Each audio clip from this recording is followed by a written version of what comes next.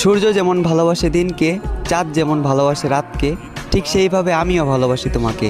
আমি যে তোমাকে কতটা যত্ন নিয়ে ভালোবাসি এটা হয়তো তোমার অজানা।